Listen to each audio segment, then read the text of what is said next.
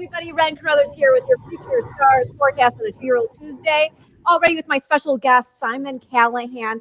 Usually we go kind of long on this show, but being the busy guy that he is, we're going to have him in and out in short order. So if you have any questions for him, be sure you get those into me now. But right off the top, I mean, Simon, how have you been? It's been a pretty good weekend, I would think, right? Yeah, no, it was definitely a good weekend. Fun to win a nice allowance race and then have the 2-year-old fillies both run well in the maiden race. Oh, we're going to get to them in just a minute because I was very impressed by both of them, but in particular Magnolia. But yeah, I mean, just when we take a look at your record, you've trained Grade 1 winners in Bellafina, Fashion Plate, Terrace, American Gal, Dubawi Heights, Moonshine Memories, Bairama, Belle Royale. You've been so close to getting that Breeders' Cup championship as well. We've had that second place with Bellafina back in 2019, and the filly and mare sprint that same year. Donna Veloce, who you know I'm very fond of, second. And this was off her maiden score in the Breeders' Cup Juvenile Fillies. So that was ultra impressive. And then you were third in the Breeders' Cup Filly and Mare Sprint back in 2015 with Terrace. So you've been so close. You also were so close, already running second so early in your career in the Kentucky Derby. So obviously, we always tend to stereotype people when they come over from across the pond as turf trainers, but you've had success on all surfaces, at all distances. What do you think the key to that has been? I know for those of you who don't know, Simon grew up with his dad, Newmarket, Neville Callahan, and you were his assistant. You also rode horses too. So what was the foundation, and what do you account for your versatility? Well, like you said, I mean, initially, definitely we were more focused on turf horses. A lot of our contacts and existing clients at the time were more turf orientated. So, that was definitely a good foundation to get us started and have some early success with some nice turf fillies, like you said, with Dubawi Heights and Belle Royale. And then I think it does take a little bit of time for you to make that transition. And then, I made a sort of a point to try and get hold of some better, dirt horses. And then when we diversified with some different clients, that gave us the opportunity to do it. Hopefully now we're established and, thought of as, a trainer that can train both turf and dirt. Well, I know that you worked with Todd Pletcher. Having that foundation with Todd, did it make the decision to actually move here and start your own stable easier, knowing you already had this network of support? Or was it still kind of like, oh my gosh, what am I doing? I hope this is not insane. Yeah, I mean, I did work a few winters for Todd when I was 21, 22. And at least that gave me, an understanding of how an American barn works, and the differences in comparison to how we run a stable back in Europe. So, I had a little bit of an idea of what I was getting into, and the American racing was something that always captivated me, something I was always drawn to for some reason. And California to start off is obviously pretty nice, place to come. Yeah, right. And that weather there just absolutely could not be more different than what you grew up with.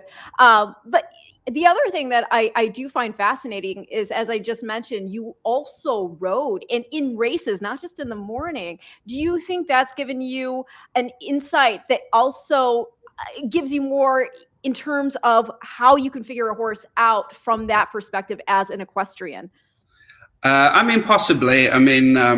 Just so no one gets the wrong idea, they were amateur class races. So a long way from, professional jockey but it did give me an understanding of how fit you really need to be and what goes into, riding a race. But, I think it's more now it's a visual that, you understand how to handicap, how races are run, and the challenges that jockeys face throughout the race. And I like to think I'm pretty open as regards to instructions prior to a race. I know plan A is what you hope works out, but often you go into plan B, and try and use smart riders that understand that. Yeah, and smart riders like Cal Frey and Umberto Rispoli and Pratt, and we're going to get to them in just a minute. But the one thing I do want to say is it is incredible. So you have that foundation. You came here. You're training at the top levels that you can train. Well, as I already said, you've already run second in the Kentucky Derby, which I mean that right there statistically in general is so impressive for any trainer. But the success, just knocking at the door, waiting for that Breeders' Cup Championship. In fact, I think that's the last time I saw you in person was at the Breeders' Cup at Keeneland. And I have to thank you because you also introduced me to Michael Bell that day. That guy, Michael Bell, if he ever decides to do something other than train, he could have his own television show. I would watch it. He's that entertaining. Yeah, no, he's quite a character, and someone I grew up, knowing in Newmarket, and he's got a couple of charismatic sons that are also good fun, and we get to see, when I visit for Ascot, and then they come for Breeders' Cup. So no, it's fun. Oh, it's tremendous fun. But now let's kind of project who we could see at Breeders' Cup. You just had Maxim Rate. Before I get to the 2-year-olds, I do want to, give some love to Maxim Rate here. Won the Gamely Stakes, a race you won before with Belle Royale. So let's go ahead and I'm going to share the screen. You can take us through this race and what you thought of it and what's next. Okay.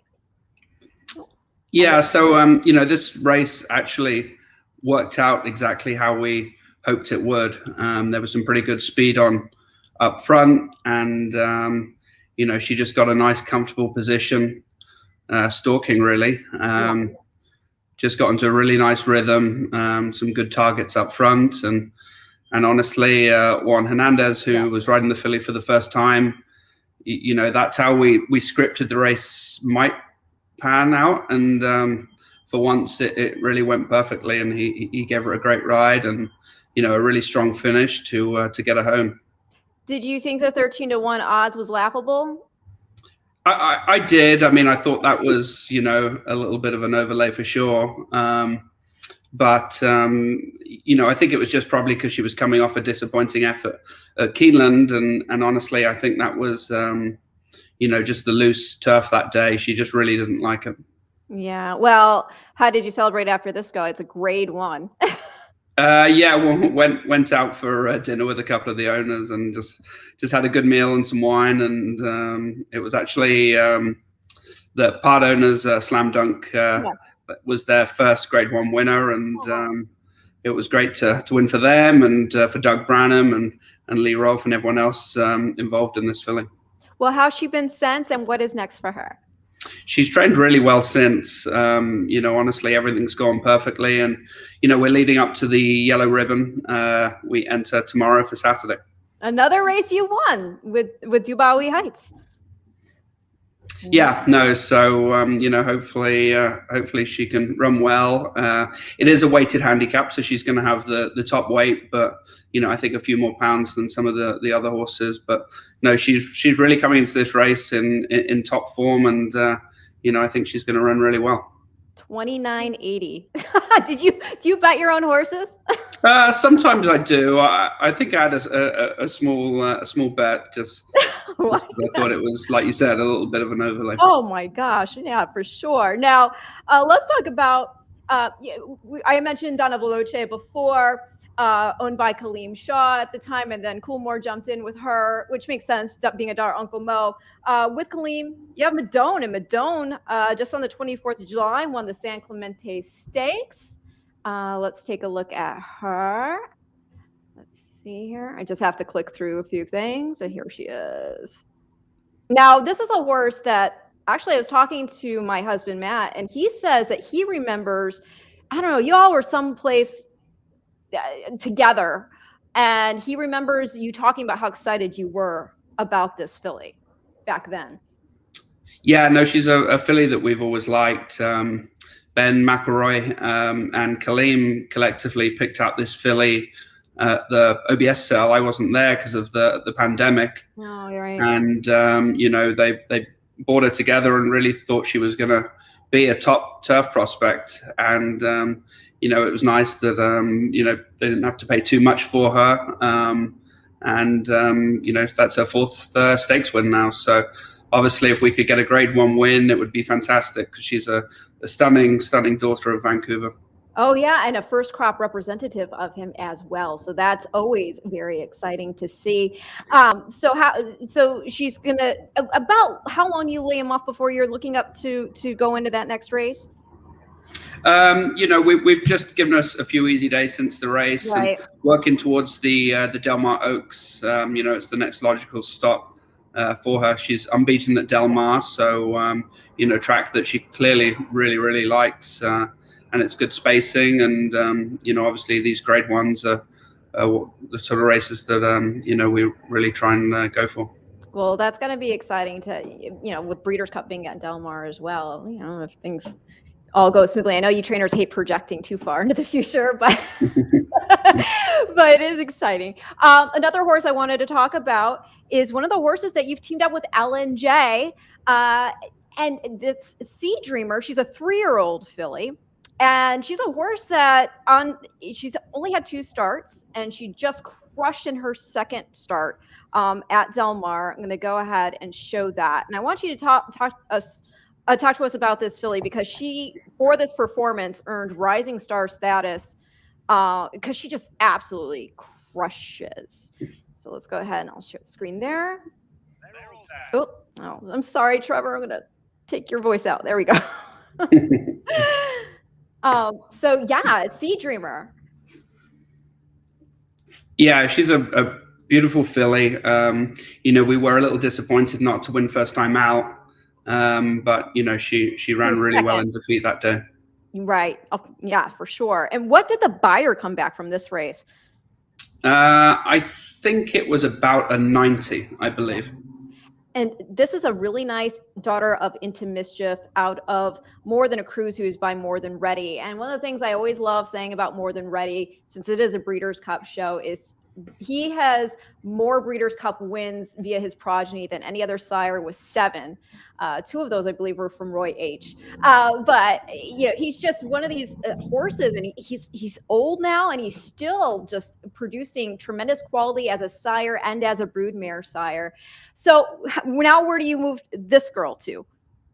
I think we'll be possibly going for an allowance, or maybe looking at the Beverly Lewis at Los Al. Obviously with a filly with such a big pedigree like this, yes. Our first aim would be to get a stakes win of some description. So hopefully that's something that we can do. And there's lots of options. I wouldn't think Breeders' Cup would be this year. But there's the Raven Run, and there's lots of options. And you've got the La Brea at Santa Anita, Grade 1. So look, it's everything's got to go right, and but they're the sort of races that we hope moving forward are races that we can think about. Well, she is absolutely lovely. Again, owned by L&J, also with Gainesway Stables. That was Flavian Pratt aboard, and again, just really exciting to see how she'll develop going forward. Now, as far as this Sunday goes, since this is the 2-year-old show, I was so impressed with you went up against the boys with 2 fillies, and both of them L&J fillies. And I'm talking about Magnolia and Urban. You ended up running 1st and 3rd. And the thing that I thought was so interesting first of all, Urban was a shorter price than Magnolia. I think Magnolia went off at what? It's some giant double. Yeah, I think she was 13 to 1 or 12 to 1, something like that. And she was a little slow out of the blocks, and we saw a little greenness, but she ran, I thought, with such determination. And again, this is a field of maiden special weight boys that these 2 fillies were in against. And I actually was just recently talking with Wesley Ward, and he's one of the only trainers I know here in the States that regularly puts fillies in with the males. So it was kind of cool to see both these fillies run so well in this spot. What was the decision to put them here? Well, initially we were hoping to split the 2 fillies up. But the day before, Urban was on the also eligible list and didn't draw into the filly race. And they were both doing really well, honestly, working pretty much heads up in the morning. There wasn't too much between them. And, I spoke to Alex and Jason, and, they were happy for me to run both fillies. They were both doing well. And, it was just nice to get a good experience into both of them. So you see Magnolia here. Again, she I don't know, I didn't see the head on yet. It looked like to me, did she lean back maybe a little bit on her hind quarters before she came out of the gate? And then she I think possibly. I think she broke pretty good, just maybe a touch slow. A couple of the Pete Miller horses, as typical, are well schooled and forwardly placed. And she just, Kyle just rode a real sort of calm race on her, really. Sat in the pocket and she traveled around and, picked up really well at the finish. I thought that was so, again, impressive because she showed a lot of professionalism. She did not, a lot of horses, as I'm sure you can attest, they get a bit discouraged when they get buried on the rail or where they can't move out. They get a little frustrated. She just stayed calm when she was moved into that spot. Then coming out around to finish up behind the other horse, there's a slight greenness, but she still was able to kick on. And once she did, she extended so nicely. Yeah, no, she did. I mean, she was, she'd been, when she came to us, a little bit of a timid filly initially. Really? Everything, you had to just go really slowly. She's a little bit head shy. And just everything normally for the first time was something she'd just take a look at. And then just, if you were just patient and she'd take it all in. And so I didn't really think maybe she'd win first time out, although, like I said, she was working really nicely with Urban. But I actually thought that Urban, out of the two fillies, was more of a win first time out type. But well, not bad to take the top, take two of the top three spots, going again up against the boys here with these two. And the thing about Urban that is also very cool from a pedigree standpoint and a personal standpoint related to you,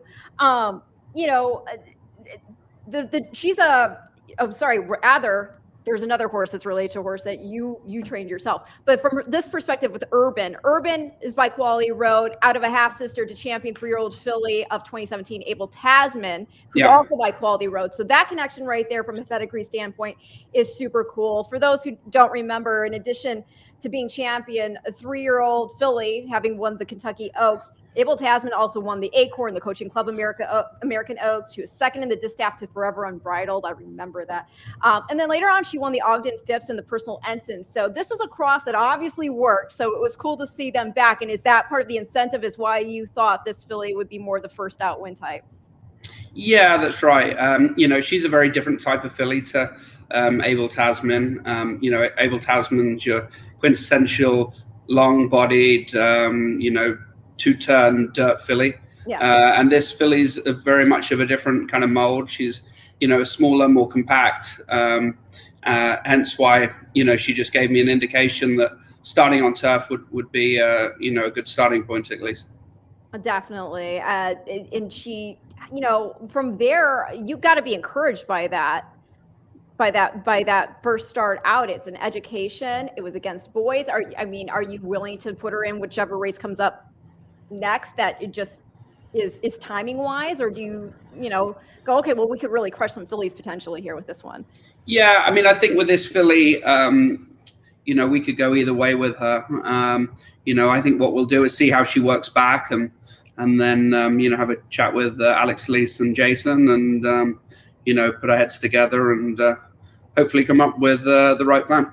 Well, and as far as Magnolia goes, you might have mentioned it, but I might have been looking at something. Did you say where she's going to go next, or how? I think the logical step for her is the stake at the end of the meet. I think stretching her out, I think is something that she should do by Frosted. Frosted, yes, out of a hard. And I think the way she finished and showed her versatility, I think, I think 2 turns won't be a problem. So, I think that definitely is the next logical spot.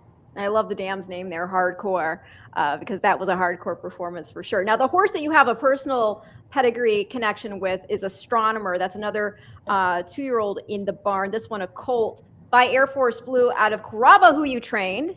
Yeah. Carrabba's also the dam of Harvest Moon, who you know graded stakes whenever you've trained, and Harvest Moon was 4th in the distaff. Yeah. And so what about this boy here? You know, I think first time out, I think it was just a combination of him just being green and just needing the run.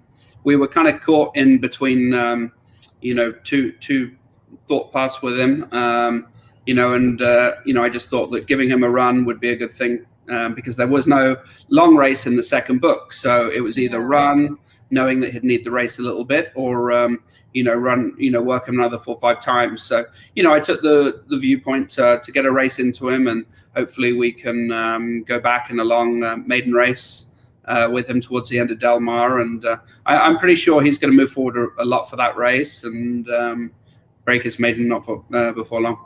Well, I remember you had mentioned something regarding Carrabba and that family, that they take a little bit time to mature. And so with the further maturation, I'm sure that's another reason why you'd be pretty excited to see what he does going forward.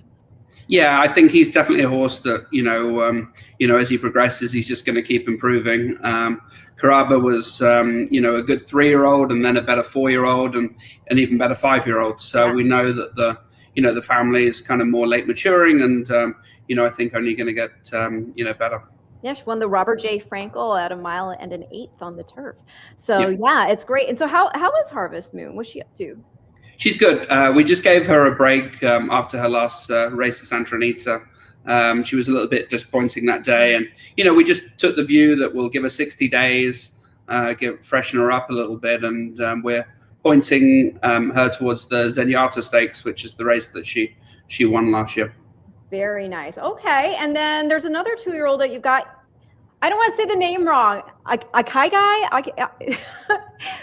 Oh, he's actually had some time off, that horse. Oh, he's got some time off. Okay. Yeah. So is there any other 2-year-olds in the barn that we should know about? Anybody that you're kind of excited? You know, we've got a lot of nice 2-year-olds. We've got a couple of fillies that have been working nicely. There's a filly called Belle Cherie, which is a Nyquist filly out of a mare called Silk Purse. We bought her from the Breeze Up Sales. She's been doing some nice things in the morning, so she's a filly that we're hopeful has got a good future. And also a filly that we really like is a practical joke filly that we got from the Miami sale. She was 800,000, I believe, and her name is Comedic. Oh my gosh, I've heard of this horse. I've heard of her for some reason. Was she already named when she went through the sale? No, she wasn't. But I think she was maybe in one of the work watchers lists recently. Maybe that's why. But yeah, I've been a fan of these practical jokes. I mean, not that it took a rocket scientist to come to this conclusion, but you always kind of figured these horses were going to be precocious. Exactly. Yeah, that's right. You know, this filly definitely is a very fast filly. She previewed at the Breeze Up Sales, and you know, we gave her a little downtime after that sale, and she's coming back strong. So we're hoping both of those fillies are potentially 2 to 3 weeks away from running. That's so exciting. I love it. And you always come, I mean, you got like I feel like you always have a really nice young filly come Breeders' Cup. I don't know what it is. Do you think you have a special relationship with the fillies? I mean, you're great, the boys too, but do you think there's a... I don't know, really. It's, you know, for sure we've had, you know, a big list of good fillies. But, you know, I think we've got some really nice colts this year. So, you know, hopefully working towards Breeders' Cup, you know, we can get some nice 2-year-olds there to run. All right. Well, I want to get you out of here by 2 o'clock, but I do have some quick questions here. Right here. What is one of the biggest differences between UK barns and USA barns? You know, I think just training on the racetrack every day. Whereas in Europe, you've got, especially where I was from, Newmarket, you've got a vast range of different gallops. So, you know, you could change up the routine from day to day. and then obviously training on a dirt surface that we do typically in Southern California every day. It's just a different training style, I would say. But it's ultimately we're just looking for good horses and hoping we can get them to the big races. Do you think there is something to be said regarding the training, the difference between training there and training here, and that because you can hack out that way, you can get the heart rate up to a level, sparing the legs, actually, the force of pressure in just running in the circle like we do here. So it's a bit kinder to the legs to still get to the same heart rate. Yeah, exactly. And then we've got the option of training on turf a lot back in Europe, which I think is a kinder surface. Dirt as a whole is to get them fit, ready to run on dirt, you do need to you have to be a little bit harder on them and get a lot more works into them. And then, like you said, you're training in a circle. So I think keeping horses sound is definitely easier in Europe in comparison to here. Back home, we've got Warren Hill, which is a incline gallop, which is pretty nice. Takes a lot of pressure off the the front end and gets them strong behind. So it's definitely a more variety, but either way, it comes down to just wanting to keep horses fit and healthy and enjoying what they're doing. Congratulations, Simon. Glad to know you. Also, Jay, he wants to know, how is your assistant trainer doing? Any luck on his kidney transplant? Yeah, no, Carlos is doing great. Had the kidney transplant, which went really, really well. Took straight away, and he's doing great. Thanks for asking. That's wonderful to hear. That truly is wonderful to hear. One other note I'll make, just because I am the petty geek, regarding astronomer, I did have to mention that fourth dam, for the layman's out there, that would be his great grandmother maternally, Salsa Bill. Oh, that's right. That's pretty awesome. And for those who don't know, I mean, she was the first female horse win the Irish Derby in a gazillion years back in 1990. Do you ever get sort of a kick out of that when you see a horse that's connected to a legend? Yeah, no, for sure. It was actually Alice Bamford who part owns Caraba with Michael, and they've been breeding her together, and she pointed that out to me, how deep the family really goes, and especially when it's something that resonates from back home, and when I was growing up, it's fun to think forward and many years that it's still having a big influence. Oh gosh, well, you've been having a tremendous career here in the States, and so to wrap this up and put a cute little bow on it, I do have to ask you, your friends and your family there, back across the pond, are they not surprised because they knew you always had this type of work ethic? Are they amazed at the success you've had? I don't know, really. It's a question I've never really asked them, to be honest with you. It's my parents follow everything really closely. They watch and really enjoy it. They're going to come out to Del Mar towards the end of the meet, it's a place they always enjoy coming. So that with a lot of friends, follow it, and it's fun that we can have something to talk about. Well, you've given us plenty to talk about. We've got 2-year-olds to be excited about. We have, some horses that, we've already gotten to enjoy in past seasons, still running well. And so we're wishing you all the best going forward. And again, I cannot stress enough to you all, Magnolia, super impressive, but Urban also a horse to watch going forward as well. 2 fillies who threw down with the boys, getting first and third on Sunday. Simon, thank you so much for joining me. And I told you I'd get you out by 2. It's 2:01 for you. Yeah. Hopefully you make your appointment. Thank you so much. Everybody, this has been your Future Stars forecast on a 2-year-old Tuesday. Do not forget the Whitney Stakes, and winning your in for the Longines Classic is at Saratoga this weekend, featuring Maxfield. Bye. Thanks, Ren. Bye. Thank you.